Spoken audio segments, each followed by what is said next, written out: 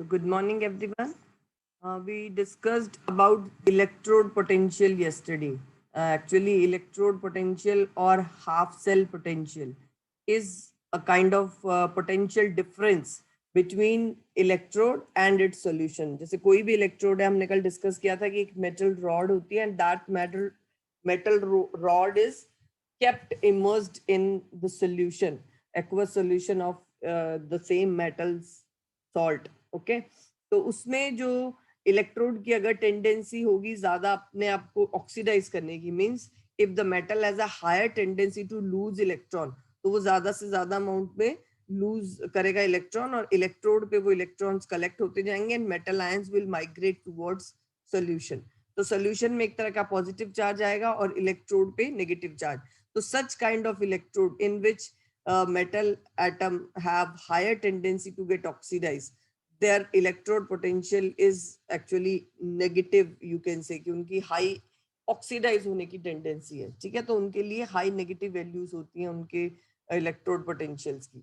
Whereas those species which have higher tendency to gain electron, तो वहां पर वो मेटल आयंस जो सोल्यूशन में है वो ज्यादा से ज्यादा इलेक्ट्रॉन्स गेन करके इलेक्ट्रोड पर न्यूट्रल सॉल्ट की फॉर्म में, न्यूट्रल एटम की फॉर्म में डिपॉजिट होते रहते हैं. And those kind of electrodes in which metals have higher tendency to gain electron, they have you can say high reduction potentials. ठीक है, तो दोनों ही ऑक्सीडेशन या रिडक्शन पोटेंशियल, दोनों पोटेंशियल्स को हम मतलब यू कैन से कि we can determine these potentials by using hydrogen electrode which is actually standard hydrogen electrode.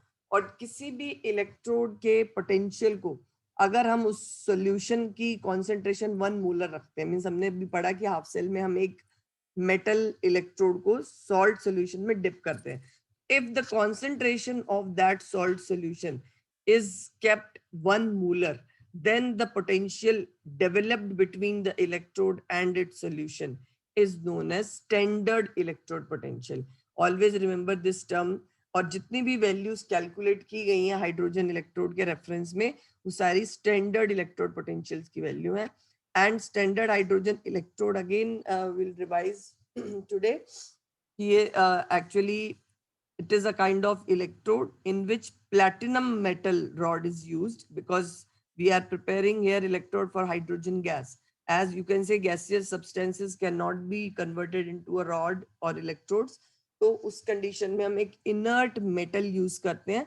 तो here platinum metal is used where this platinum foil is actually, इसको हम finely divided platinum से coat कर देते हैं so that it can absorb large amount of hydrogen gas over here. और इस पूरी ट्यूब में हाइड्रोजन गैस को 1 बार प्रेशर पे पास किया है. आपको कई बुक्स में 1 एटमॉस्फेरिक भी मिल जाएगा. Actually initially standard conditions were used as 1 atmosphere. तो कई बुक्स में अभी भी 1 ATM भी यूज कर सकते हैं यहाँ पे hydrogen gas standard hydrogen electrode में. But according to modern recommendations of IUPAC, this is now changed to 1 bar.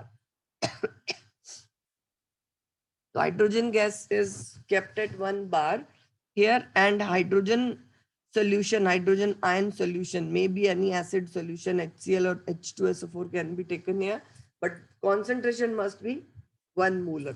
So these are standard conditions. 1 molar concentration. और अगर gaseous substance है तो उसकी जो प्रेशर है, partial pressure, that must be 1 बार.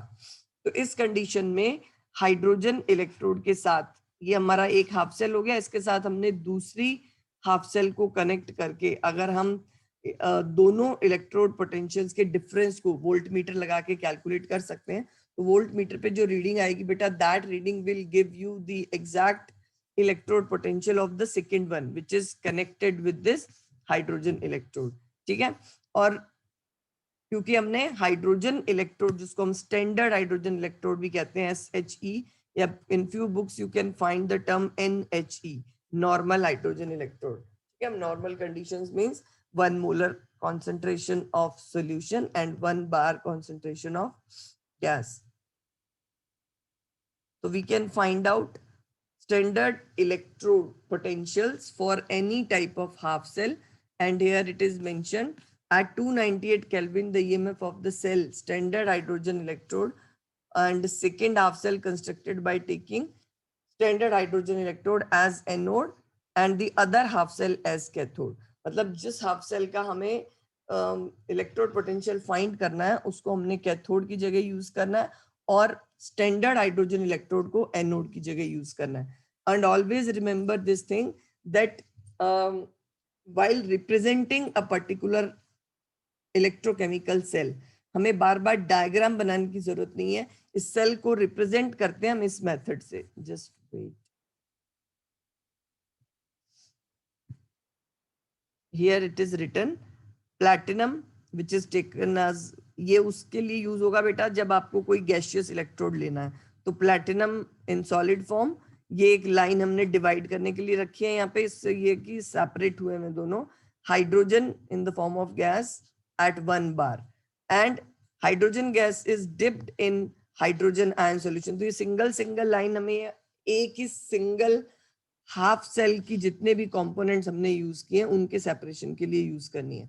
ठीक है, और जितनी कॉन्सेंट्रेशन में आपने लिया हाइड्रोजन 1 बार, हाइड्रोजन आयन 1 मोलर, तो concentration you can mention in this way in bracket. उसके बाद दो लाइंस जो हमने लगानी है, ये 2 लाइंस जो है these are representing salt bridge, क्योंकि हम 2 हाफ सेल्स अलग अलग कंटेनर में ले रहे हैं तो we need to combine them using salt bridge. Salt bridge is represented by 2 single lines, 2 vertical lines या parallel lines आपको इस तरह से ड्रॉ करनी है. देन अब आपने ये जो पार्ट रखा है लेफ्ट साइड पे, ये है anode. whenever you are mentioning anode, तो एनोड पे आपको पता है बेटा हमेशा ऑक्सीडेशन होता है, तो आपको इसको इसी फॉर्मेट में लिखना है कि hydrogen is oxidized into hydrogen ion. तो पहले उसकी रिड्यूस्ड फॉर्म लिखनी है, फिर ऑक्सीजन या ऑक्सीडाइज्ड फॉर्म लिखनी है. और कैथोड पे हमेशा रिडक्शन होता है, तो कैथोड हमेशा राइट हैंड साइड पे लिखा जाता है. ये कन्वेंशनली आईयूपैक ने रेकमेंड किया हुआ है. And whenever you are going to represent, because ऐसे क्वेश्चन 1 मार्क में आ जाते हैं, एक स्टेटमेंट दिया हुआ है आपको and it is asked to represent a particular electrochemical cell. तो रिप्रेजेंट करने के लिए आपको क्वेश्चन को पहले तो स्टेटमेंट को ध्यान से पढ़ना है और फिर उस स्टेटमेंट में से आपको खुद डिसाइड करना पड़ता है उनकी ई नोट वैल्यूज देख के कि किस पे ऑक्सीडेशन होगा, किस पे रिडक्शन होगा. That will discuss later, but अभी मैं आपको पहले रिप्रेजेंटेशन बता रही हूँ how to represent.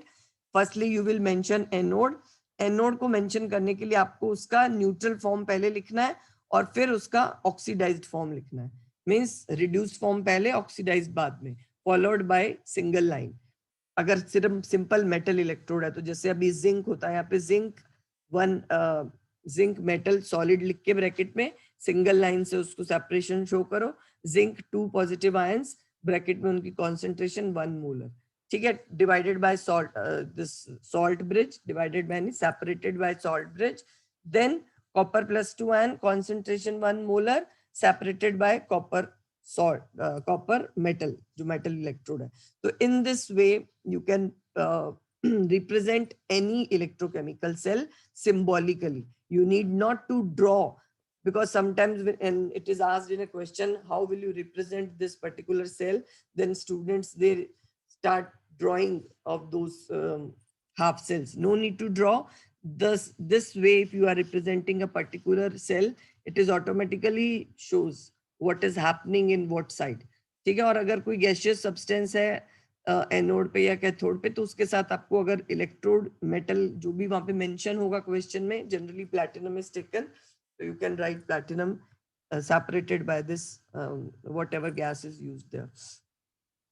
And now अगर हम बेटा इस फॉर्मेट में, हमने याद रखो जब भी किसी भी स्पीशीज का, किसी भी हाफ सेल का इलेक्ट्रोड पोटेंशियल फाइंड करना है, तो आयुपेक ने रेकमेंड किए हुए हैं, जो टेबल आपको गिवन है बुक में, वो स्टैंडर्ड रिडक्शन पोटेंशियल की है कि किस पर्टिकुलर हाफ सेल की रिडक्शन टेंडेंसी कितनी है. तो इसलिए हमेशा आपने उन हाफ सेल को कैथोड पे ही प्लेस करना है, because reduction always takes place at cathode. चाहे वो सब्सटेंस हाइड्रोजन के कंपैरेटिवली रिड्यूस कम है या ज्यादा है, whatever is the thing, you need to place that particular half cell at cathode and standard hydrogen electrode आपको एनोड पे ही यूज करना.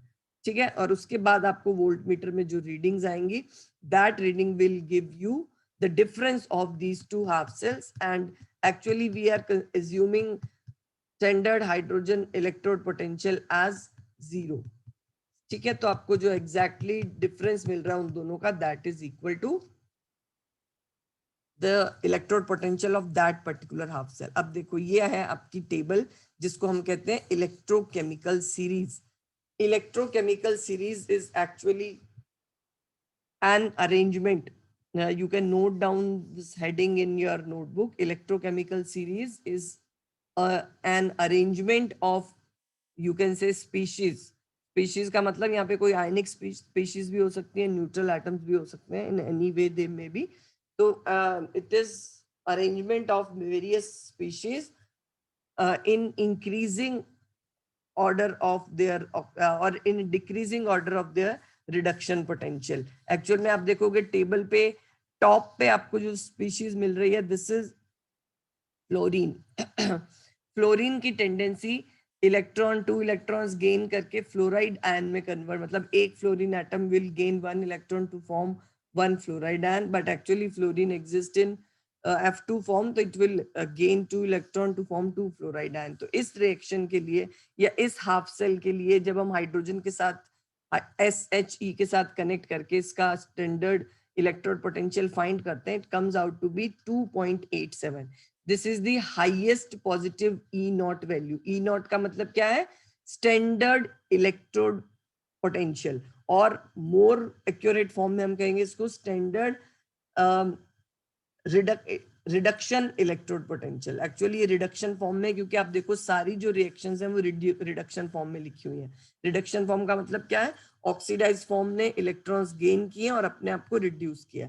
तो इसीलिए इनको हमने कैथोड पे रखना है. और इस पूरे चैप्टर में बेटा आपको अपने रिडक्शन जो है किसी भी स्पीशीज का, उसी को कन्वेंशनल लेके चलना है. मतलब जो इलेक्ट्रोड पोटेंशियल वैल्यूज हैं वो रिडक्शन पोटेंशियल है कि उस इलेक्ट्रोड की कितनी टेंडेंसी अपने आप को रिड्यूस करने की, मींस इलेक्ट्रॉन को गेन करने की टेंडेंसी कितनी है उस पर्टिकुलर इलेक्ट्रोड की. ठीक है, तो fluorine, because you know that it has highest tendency to gain electron, and that is the reason that fluorine is the you can say strongest oxidizing agent. खुद जो easily reduce होगा तो किसी और को oxidize कर सकता है. And fluorine has highest E naught value. E naught value, again note down, standard reduction electrode potential. Okay, standard electrode reduction electrode potential in terms of volt. इनकी जो यूनिट आपने यूज करनी है वो वोल्ट है. वोल्ट मीटर से ये rating उठाते हैं तो वोल्ट्स में आएंगी. तो पॉजिटिव में हाईएस्ट वैल्यू फ्लोरीन की है, followed by all this species. इसके बाद आप देखो तो क्लोरीन के लिए 1.36 है. उसके बाद आपको ये क्रैम नहीं करनी है इन questions. These values will be given to you, numericals में यूज होंगी तो दीज विल बी गिवन. फिर ब्रोमीन के लिए देखो 1.09 है. देन यहाँ से फिर आपके मेटल आयन स्टार्ट हो गए. मरकरी आयन के लिए ये 0.92 है. Then silver ion 0.8,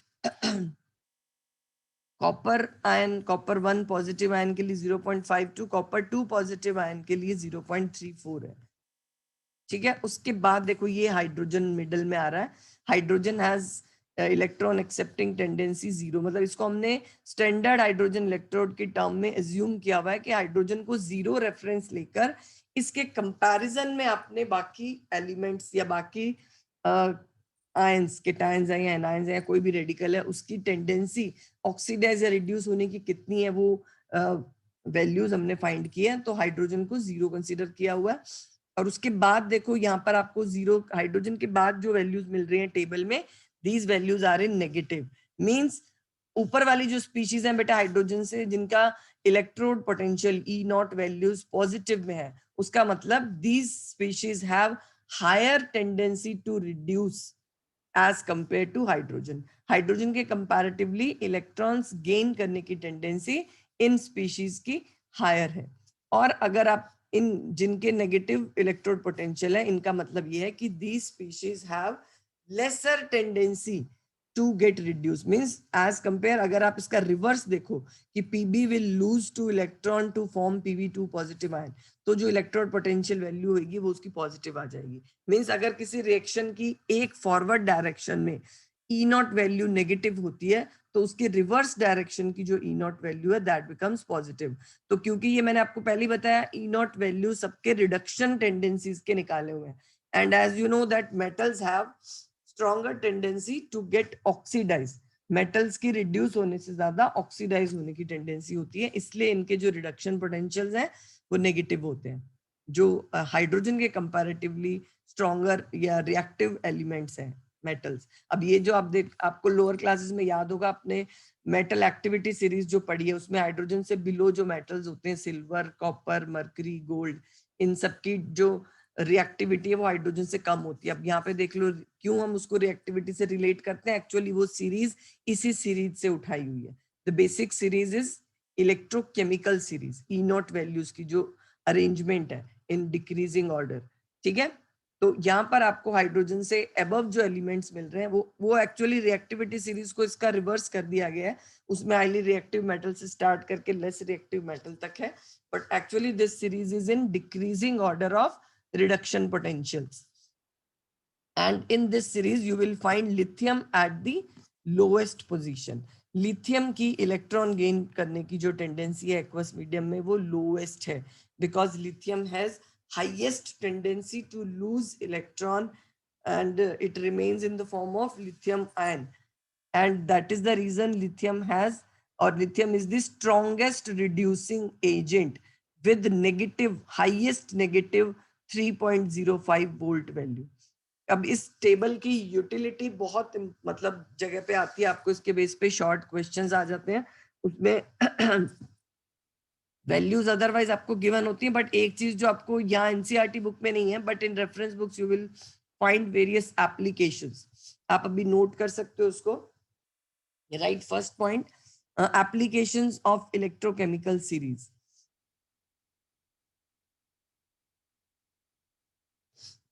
Applications of electrochemical series. First one, a species with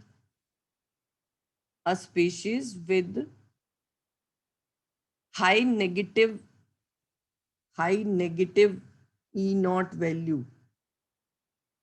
A species with high negative E naught value will behave as a stronger reducing agent,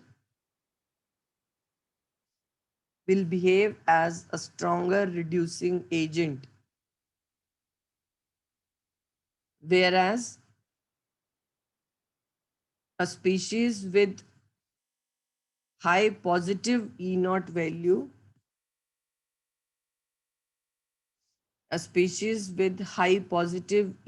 value will behave as a strong oxidizing agent.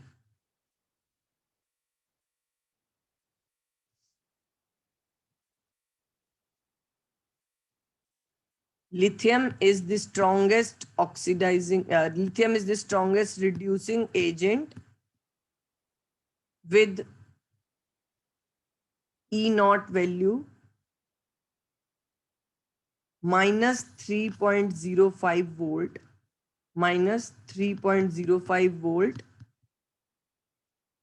and fluorine F2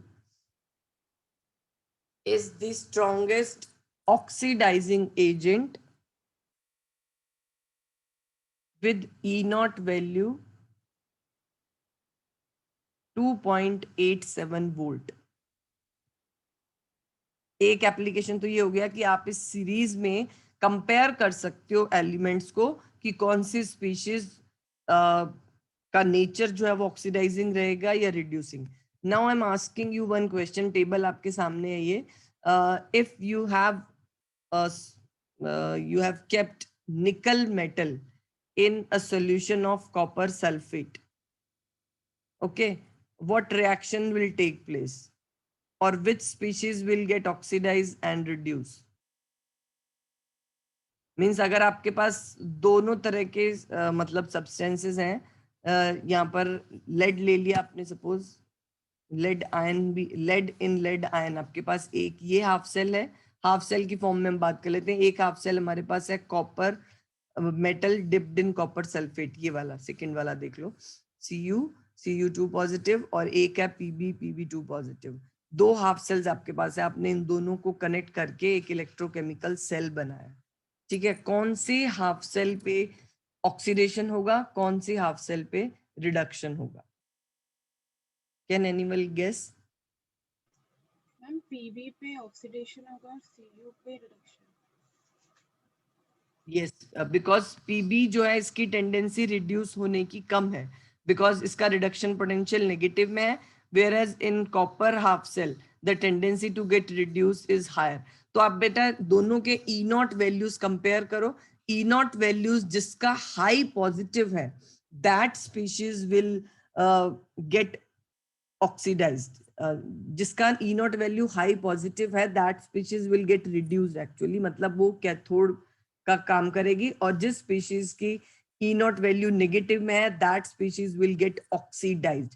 higher the negative value greater is the tendency to get oxidise, क्योंकि negative का मतलब reduction होने की tendency कम है, ठीक है। तो ये सेकेंड पॉइंट नोट करो एप्लीकेशन के अंदर। Second point, the species having high positive E naught value, the species having higher E naught value लिख लो, higher E naught value will get oxidized, will get reduced, sorry, the species having higher E naught values will get reduced and behave, and that particular half cell will behave as cathode, that particular half cell will behave as cathode, whereas the species having negative or lower E naught values, having lower E naught values will get oxidized, and that particular half cell will behave as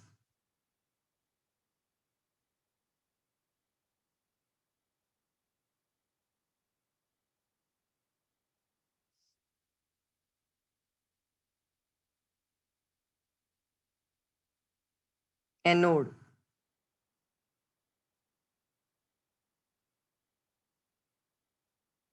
तो these सब things are, और actually आप इसमें ना कुछ ऐसे displacement reaction भी देख सकते हो, बट उसके लिए पहले हमें एक इंपॉर्टेंट चीज इलेक्ट्रोमोटिव फोर्स, वो भी आप लिखो definition, electromotive force EMF।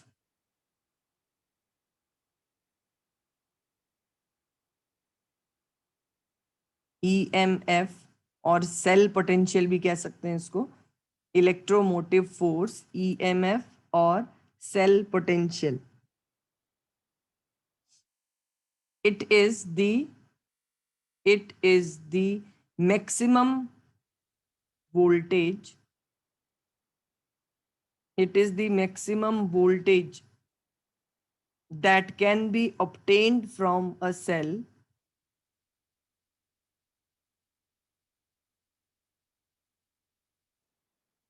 that can be obtained from a cell when no current is withdrawn from the cell। मतलब अभी आपने सेल बना दी है बट उसको स्टार्ट नहीं किया, स्विच ऑन नहीं किया, उस टाइम पे जो पोटेंशियल डिफरेंस डेवलप हुआ हुआ है दोनों सेल्स के अंदर, उसका जो मतलब मैक्सिमम वैल्यू होगा as soon as you have started working that cell, तो वो पोटेंशियल डिफरेंस धीरे धीरे कम होने लगता है, और एक टाइम ऐसा आता है जब जीरो हो जाता है, जब सेल में इक्विलिब्रियम कंडीशन सेटअप हो जाती है और सेल अपना काम करना बंद कर देते हैं। तो इसलिए हम इसको लिखते हैं it is the maximum potential that can be, or maximum voltage that can be obtained from a cell when no current is you can say withdrawn from the cell।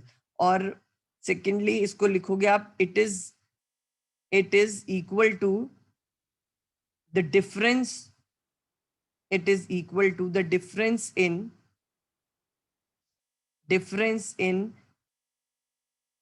electrode potential, difference in electrode potential values of two half cells.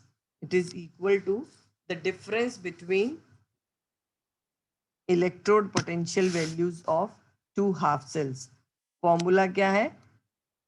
E cell is equal to E naught cathode. E naught ही लगा लेना, एक minute यहाँ आपको book में मैं दिखा देती हूँ. This is written here. E naught is equal to E naught, R लिखा हुआ है ना, आप R और L की जगह पे C लिख लो, cathode minus anode.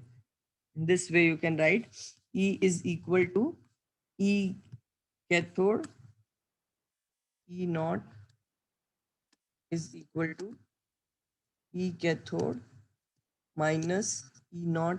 E naught लगा लेना सब पे. नॉट का मतलब होता है कि आपने इसको लाइक स्टैंडर्ड वैल्यूज ली हुई हैं. तो E cathode minus E anode, ये फॉर्मूला आपने हमेशा अप्लाई करना है किसी भी इलेक्ट्रोकेमिकल सेल का अगर सेल पोटेंशियल निकालना है. This E naught is cell potential. इसको E नॉट सेल भी लिख सकते, कई बुक्स में आपको छोटा सा यहाँ सेल भी लिखा हुआ मिल सकता है. Same thing is there. Cell potential कह दो या EMF ऑफ सेल कहो, the same thing. Standard EMF of cell जो हम सिंबलाइज करते हैं, this is E naught. This is E naught C. E naught C means जो हाफ सेल आपने कैथोड पे रखी हुई है उसकी E नॉट वैल्यू क्या है? Minus E naught A. That is the half cell which is taken as anode in a particular electrochemical cell. उसकी E नॉट वैल्यू क्या है? तो दोनों का जो डिफरेंस होता है that is E naught cell के इक्वल होगा वो. ठीक है.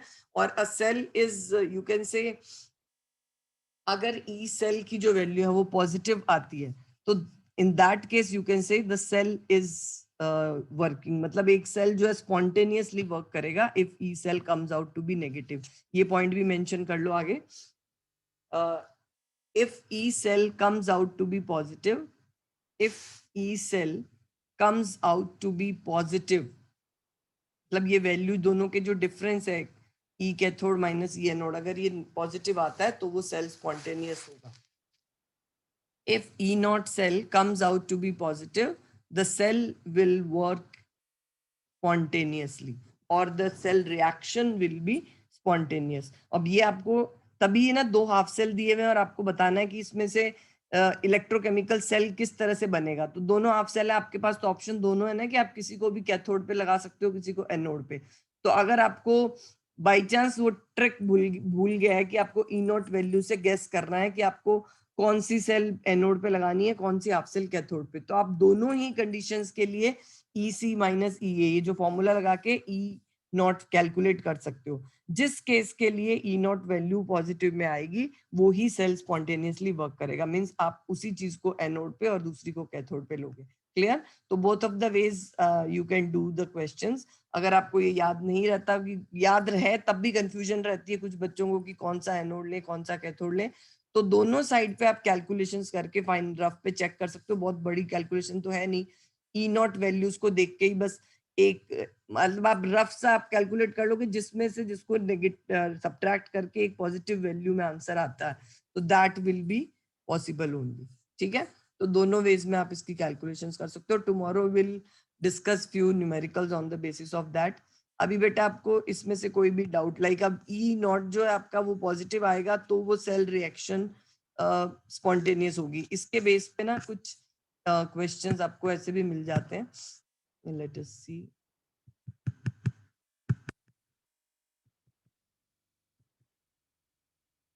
ये रहा क्वेश्चन है, can you store copper sulphate solutions in a zinc pot. अब आपको फाइंड करना है कि एक जिंक पॉट है. जिंक पॉट का मतलब आपके पास जिंक मेटल फॉर्म में है और उसमें हमने कॉपर सल्फेट सॉल्यूशन को डालना है. वैसे तो अभी ये रिएक्शन तो आप बचपन से, मतलब बचपन इन द सेंस कि 5th-6th क्लास से पढ़ते आ रहे हो कि zinc is a highly reactive metal, तो it will displace copper from copper sulphate solution. तो जिंक डिसॉल्व होना शुरू हो जाएगा तो कंटेनर में होल्स हो सकते हैं थोड़े टाइम के बाद. ठीक है. इसीलिए मेटालिक कंटेनर्स को जनरली, जो ऐसे रिएक्टिव मेटल्स के कंटेनर्स हैं वो बनते ही नहीं, because you can not store these kind of substances. But आपको इलेक्ट्रोकेमिकली कैसे प्रूव करना है कि आप एक जिंक पॉट के कंटेनर में कॉपर सल्फेट सॉल्यूशन को प्लेस नहीं कर सकते। तो इस केस में क्या होगा, जिंक जो है यहाँ पे देखो अगर आप रिएक्शन लिखो तो क्या रिएक्शन है, Zn plus Cu2 positive giving zinc 2 positive plus, just let me write this reaction.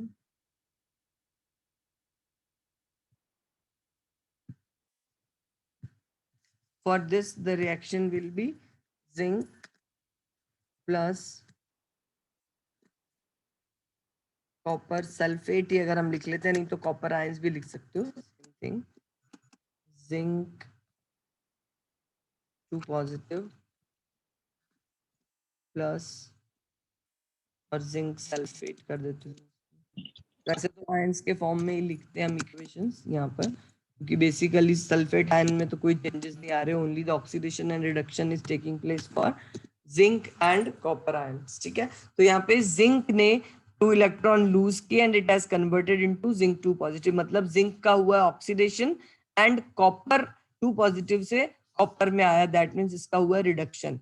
तो यहाँ जिंक जो है आपका एनोड है और कॉपर जो है वो आपका कैथोड का रोल प्ले करेगा। इस तरह के रिएक्शन में अगर हम एक जिंक पॉट को कॉपर सल्फेट सॉल्यूशन उसमें रखते हैं, ठीक है, तो इसकी ई सेल वैल्यू जो अब हम फाइंड करेंगे, for example if we need to find here this E naught value, तो this will be equal to E naught of cathode के लिए, मतलब हमें कॉपर 2 पॉजिटिव के लिए पहले निकालना है उसका ई नॉट वैल्यू कितना है, और उसमें से माइनस करना है हमें ई जो आपके पास है जिंक का।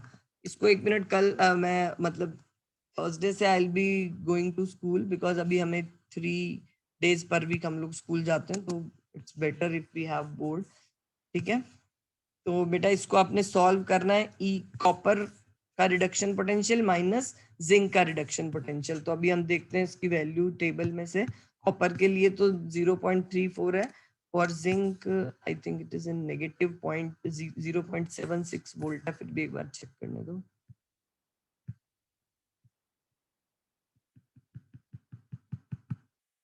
Here it is, copper plus 2 0.34 and zinc minus 0.76. ठीक है, तो आप 0.34 माइनस साइन हमने क्योंकि नेगेटिव करके निकालना है, फिर इसका भी साइन ऑलरेडी नेगेटिव में, तो टोटल वैल्यू आप दोनों को ऐड ऑन कर दो, इट इज 1.1 वोल्ट। जो आपका डेनियल सेल है वो यही यूज होता है ना, तो इसका जो आंसर आ रहा है E cell, that is 1.1 volt. As the E cell comes out to be positive for this reaction, तो this reaction will be spontaneous, मतलब आप जिंक में कॉपर सल्फेट सॉल्यूशन को प्लेस नहीं कर सकते। हाँ, अगर आपको रिवर्स मिले कि if you need to place zinc sulphate solution in copper ion, तब आप क्या करोगे, आपको यही इक्वेशन इस तरह से लिखना होगा, जस्ट कि अगर आपको लिया क्वेश्चन में कि जिंक सल्फेट सॉल्यूशन को आपने प्लेस करना है कॉपर सॉल्यूशन में, कॉपर मेटल के अंदर, तब आपकी ये रिएक्शन बन जाएगी CuSO4 प्लस जिंक। अब इस रिएक्शन के लिए अगर आप ई नॉट निकालोगे ना, तो आपको यहाँ पर देखो एनोड आपने बनाया है कॉपर को और कैथोड पे आपने लिया जिंक, तो आपके ये जो ई नॉट की वैल्यू फाइंड हमने की है, कैथोड माइनस ई एनोड, वो हम निकालेंगे तो माइनस 0.76 माइनस 0.34, दोनों वैल्यू माइनस 1.1 आंसर आता है। तो as E naught comes out to be, E cell comes out to be minus negative value, so the reaction will not take place. अब ये रिएक्शन स्पॉन्टेनियस का मतलब है कि अपने आप होगी या नहीं होगी, बस एक ही आपको ऑप्शन रखना है। If E cell comes out to be positive for any reaction, then it will always be spontaneous, और वो चीजें आप उस तरह के कंटेनर में स्टोर नहीं कर पाते हो। अगर किसी पर्टिकुलर सेल के लिए ई सेल की वैल्यू जो हमने फाइंड की है, ई कैथोड माइनस ई एनोड से, वो पॉजिटिव नहीं आ रही है, तो वो रिएक्शन पॉसिबल नहीं है, वो इलेक्ट्रोकेमिकल सेल भी वर्क नहीं करेगा, आपको उसके इलेक्ट्रोड को रिवर्स करना पड़ेगा। क्लियर? और any doubt if you have, let me know, and tomorrow we will discuss few questions on this topic. I will give you few problems, और आपको फिर उनमें से फाइंड करना पड़ेगा पहले तो कि दो अलग अलग हाफ सेल दे दिए, आपको ई नॉट वैल्यूज मिलेंगी, so no need to cram, इतनी सारी वैल्यूज आप क्रैम नहीं कर सकते हो। कुछ एक स्पेसिफिक सी हैं जो याद ही हो जाती है, कॉपर की याद हो जाती है, जिंक की हो जाती है, ये तो बहुत कॉमनली यूज होते हैं। पर लिथियम की एक मोस्ट नेगेटिव वैल्यू और एक फ्लोरीन की मोस्ट पॉजिटिव, वो अगर करना चाहते हो तो कर सकते हो, but otherwise no need to cram these values. Okay, उसके बाद बेटा हमने क्वेश्चंस में जनरली आपको क्वेश्चंस 2-3 तरह के इस टॉपिक पे आते हैं। अभी ये तो एक्चुअली ये जितना टॉपिक हमने पढ़ा ना, ये 11th के रिडॉक्स रिएक्शंस के अंडर आता है, बट अभी आपने क्योंकि 11th वाला टॉपिक रिलीट कर दिया था सीबीएसई ने, तो हम यहाँ इसको दोबारा से थोड़ा डिटेल में यहाँ करना पड़ रहा है। अदरवाइज हम लोग 12th में फिर ये टॉपिक नहीं करवाते, बिकॉज ऑलरेडी बच्चे कर चुके होते हैं 11th में, बट आप लोगों ने तब नहीं किया था, क्योंकि मेन जो टॉपिक है वो नर्स्ड इक्वेशन से स्टार्ट होता है, इससे आगे से, ठीक है। बट अभी आपको हम कल मैं यही वाला टॉपिक दोबारा, मतलब इसके बेस पे हम न्यूमेरिकल्स करेंगे कि कैसे आपको असाइन करना है एनोड कैथोड, कैसे ई सेल फाइंड करना है, और किस तरह से आप ऐसे क्वेश्चन सॉल्व कर सकते हो कि इस पर्टिकुलर सॉल्यूशन को इस स्पून से, जैसे एक आपको दे दिया कि निकल का स्पून है और आपको कॉपर सल्फेट सॉल्यूशन को स्टर करना है, कैन यू डू और नॉट। तो ऐसी चीजों के लिए आपको सिंपल सी इक्वेशंस लिख के उन इक्वेशंस के लिए ई सेल निकालना है। इक्वेशन का ई सेल का मतलब बात ये है कि इक्वेशन लिख ली आपने, इसका मतलब आप एक सेल एस्टेब्लिश कर रहे हो।